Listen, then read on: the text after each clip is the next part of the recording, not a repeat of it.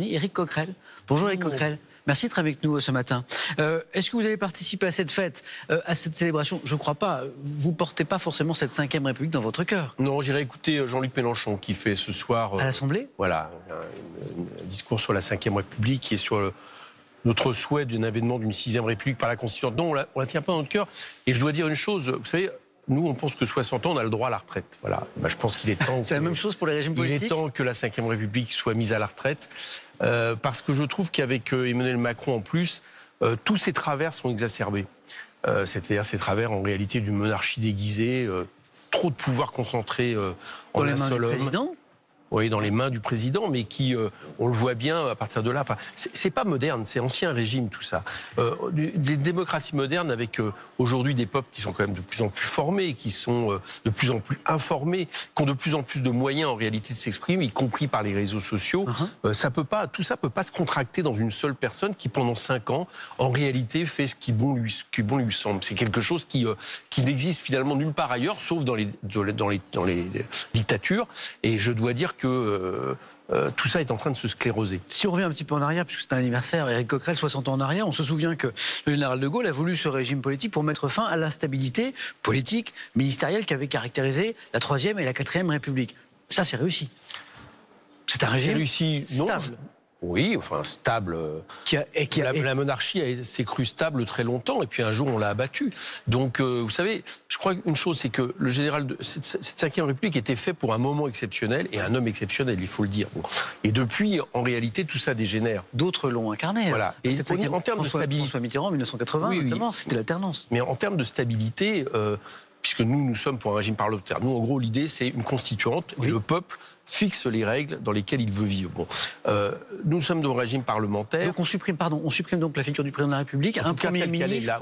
Telle qu'elle est là, oui. C'est le Premier ministre qui reprend les pouvoirs, comme en Allemagne. Regardez en Allemagne, ils ont évité le côté problématique de la 4e République pour faire en sorte d'avoir une nouvelle majorité. Il suffit pas de dire une majorité s'oppose, il faut qu'il y ait une majorité de rechange pour gouverner. Mais là, on voit que c'est compliqué justement en Allemagne. C'est un régime parlementaire et la majorité est mise en Merkel est plus déstabilisée que les présidents de la République qui se succèdent depuis quelques années en France. Je ne sais pas, mais crois pas. Elle est en difficulté. La seule différence, c'est que, et c'en est une majeure, c'est elle vient devant l'Assemblée, qui sont les représentants du peuple, pour défendre sa politique, alors que nous, c'est l'inverse. On a un président de la République aujourd'hui qui donne ses consignes à toute sa majorité, qui s'exécute immédiatement. Enfin, il y a un côté absolument pervers.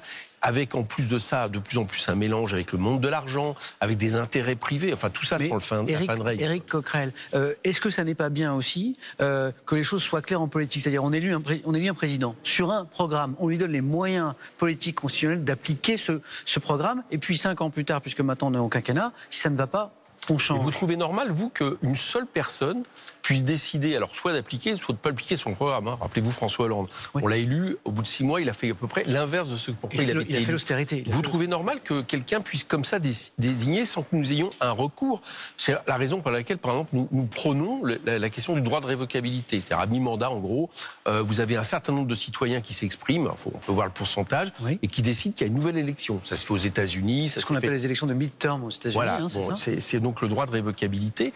Et en tout cas, tout ce qui peut permettre à un moment donné au peuple de dire nous ne sommes pas d'accord. Aujourd'hui, nous souffrons, que ce soit à travers la 5e République ou, il faut le dire aussi, une Union européenne qui pratique beaucoup ça. On contourne les souverainetés populaires. On méprise finalement le choix des citoyens. Et la 5e République exacerbe ce problème. Moi, ce que je crois, je vais vous dire une chose. Je pense qu'Emmanuel Macron est en train, quelque part, de faire la démonstration que ce n'est plus possible et que, sans doute, il sera peut-être le dernier président de la 5e République, en tout cas, voulant l'assumer. Mais vous n'avez pas... J'entends tous ces arguments pour une nouvelle République, peut-être une 6e, mais vous n'avez pas peur, ce faisant, de revenir au travers d'avant, notamment une certaine instabilité politique? Non. Avec des gouvernements qui se font et se défont. Avec le cliquet dont je vous ai parlé, enfin, Mme Merkel a plus de longévité que François Hollande et Emmanuel Macron réunis. Donc, en Allemagne, on a un certain sens de la coalition. Non, c'est pas ça le problème. C'est que non, moi je ne crois pas à ça. Je ne crois pas à ça. Rappelez-vous que nous sommes aussi un peuple qui a voulu en finir avec les rois. Alors, je remarque d'ailleurs qu'Emmanuel Macron, en 2015, expliquait que c'était la figure qui manquait à ce pays, la figure du roi. Et on voit bien que du coup, il peut réinstaller quasiment un monarque en République. Il y a quelque chose d'absurde là-dedans. Et je ne crois pas à la stabilité. Ça nous permettra au contraire, en plus de ça, de faire une République écologique. C'est-à-dire qui considère que la question de l'environnement, du climat est centrale et doit quelque part conduire nos politiques économiques. Ça nous permettra aussi de faire une démocratie sociale. Parce que vous ne pouvez pas comprendre pourquoi les citoyens ne sont plus citoyens quand ils rentrent dans une entreprise. Enfin voilà, il y a besoin de balayer tout ça. En tout cas, la 5e, à mon avis, j'espère que ça sera un des derniers anniversaires que nous souhaiterons. À suivre donc, un peu d'actualité, le feuilleton Gérard Collomb, un ministre de l'Intérieur qui arrive à forcer la main du président pour finalement faire accepter sa démission. Votre regard? Vous voyez bien que la 5e est finie. Sur toute cette affaire. Pour vous, c'est une nouvelle illustration? Mais oui, bien sûr que ça montre que c'est une crise politique majeure, ça sans nul doute, c'est-à-dire 2 ministres d'État en un mois Nicolas Hulot, qui jugent que leur avenir politique est préférable à l'extérieur qu'à l'intérieur du gouvernement. Ça veut dire que, pour des raisons différentes d'ailleurs, oui. Ça veut dire qu'ils n'ont pas confiance dans la politique menée.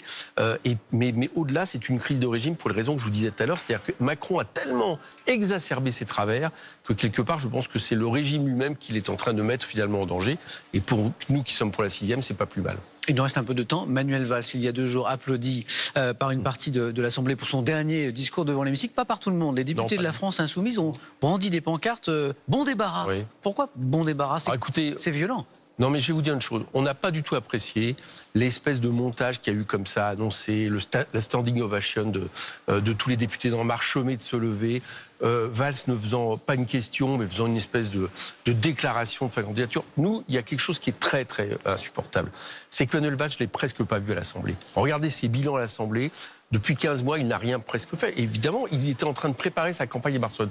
Vous estimez normal, vous, d'être élu et puis en réalité de se laver les mains du mandat? Oui, il y a un côté insupportable. Ce bon débarras, c'était pour ça? Il y a un côté très ancien monde, une vision très vieille de la politique. Et moi, je pense qu'on devrait plutôt lui demander s'il ne pense pas nécessaire de rembourser ses indemnités, parce que pendant 15 mois, il s'est fichu de ses électeurs. Mais à mon avis, les Espagnols vont l'envoyer à la retraite si vous, enfin voilà, ce que je pense. Mais ça aussi, c'est assuré. Et Ada Colau, qui est la maire de Barcelone, proche de nous, à mon avis, le battra aisément. Un grand merci Eric Coquerel de nous avoir rejoint ce matin dans la matinale de France Info. Un coup d'œil